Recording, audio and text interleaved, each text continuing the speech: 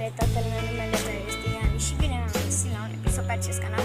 Suntem alături de un prieten al meu, Răzvănel. Coadă de purcel și de vițel. Și astăzi vom face un mini Q&A. Răzi, o să-mi pună mie niște întrebări. Și după facem adevăr și provocare. Da, ca să știți mai multe despre mine în caz că... Nu știu! Ne-am gândit și noi să facem un video, că ne plictisim. Da, bun, să-i dăm drumul. Răzi, te rog niște întrebări. Nu la mișto, te rog. De câte ori te speli pe dinți pe săptămână? Fiecare zi. Serios? Da. Serios? Serios. Serios? Serios. Nu te cred. Mă crezi. Bine, te cred. Următoarea întrebare.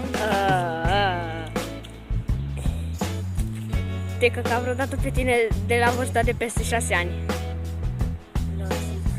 7? Bine, odată la 7 ani am fost cu maică-mea la Lidl și eu nu mai puteam să țin, știți? Și am mers cu mașina, am trecut, deci era așa un bolovan, să zic așa.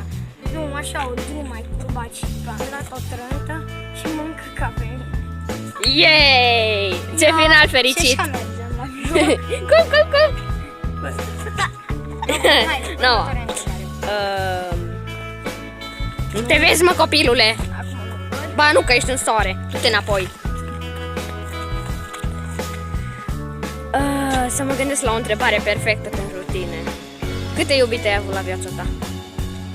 Mă pun întrebare. Aia zic și eu. Dar faza e că am uitat câteva. Bun, câteva care le știi momentan. Jur de 10 sau... Ce glumă bună. Iată câte ai avut. Nu știu, vreo 7.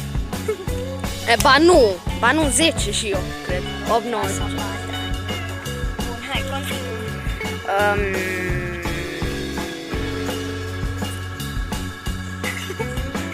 Ce vreau, mă? Nu știu, nu mă gândesc. Ce? Ce ai preferat dintre o mașină și o mașină? Mașină. Ce grea întrebare, nu? Da. Mă rog. Ce mașină îți place ție cel mai mult? Mie îmi place, sincer, la început, când eram mic, îmi plăceau BMW-urile. Altceva? Acum, sincer, îmi plac Audi-urile. Vezi, și mă, că Mercedes. pică mingea! Ba nu pică.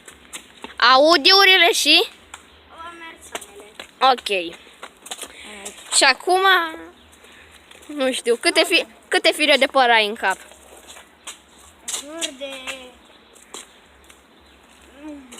miliard?